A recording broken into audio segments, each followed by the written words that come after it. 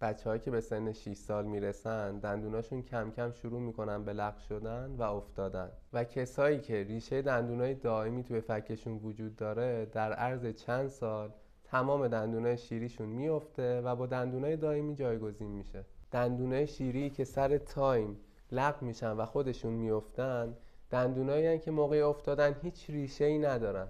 برای همین خیلی از والدین فکر میکنن دندونای شیری دندونایی هستن که ریشه ندارن و فقط دندونه دائمی هن که ریشه دارن و برای خیلیاشون همیشه این سوال وجود داره که دندونایی که انقدر ظریفن و فقط یه تاج کوچیک دارن و هیچ ریشه‌ای ندارن چجوری این همه وقت میتونن توی دهان بچه‌شون بمونن و هیچ مشکلی هم براشون پیش نیاد، لق نشن و اتفاقی براشون نیفته. اما حقیقت اینجاست که دندونای شیری ریشه دارن، خوبش هم دارن.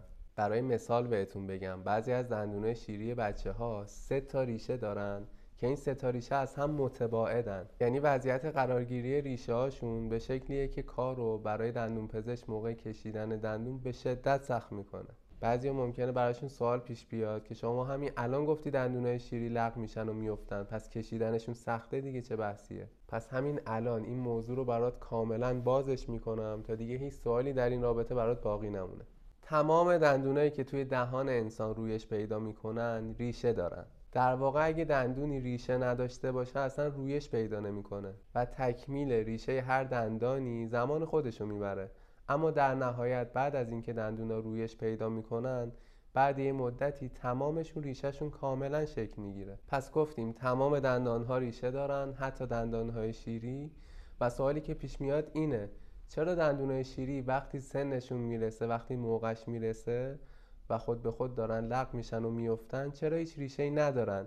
این وسط چه اتفاقی میفته که دندون ریشه دار تبدیل میشه به دندان بدون ریشه؟ موضوع اینه داخل فک بچه‌ها جوونه‌های دندونای دائمی وجود دارن با فاصله چندین میلیمتری از دندونای شیری که توی دهانشون حضور داره و هرچی زمان میگذره این جوونه‌ها شروع میکنن به شکل گرفتن، رشد میکنن، کم کم تاج پیدا میکنن، کم کم ریشه پیدا میکنن و فاصله شون با دندونای شیری بچه‌ها کم میشه و وقتی بالاخره این دندونهای دائمی جایگزین مماس میشن با ریشه دندونهای شیری، این ریشه ها شروع میکنن به تحلیل رفتن و هر چقدر این ریشه ها تحلیل میرن دندونهای دائمی خودشون رو بالاتر میکشن و کار به جایی میرسه که دندونهای شیری تقریبا تمام ریشهشون رو از دست میدن و کم کم شروع میکنن به لق شدن و از بین رفتن و اونقدری تحلیل میرن و لق میشن که خودشون دیگه خود به خود میافتن. هنوز کسی علت این تحلیل ریشه ها رو نمیدونه، ولی 3-4 تا فرضیه راجبش وجود داره که اینجا نمیخوام فعلا بهش ورود بکنم.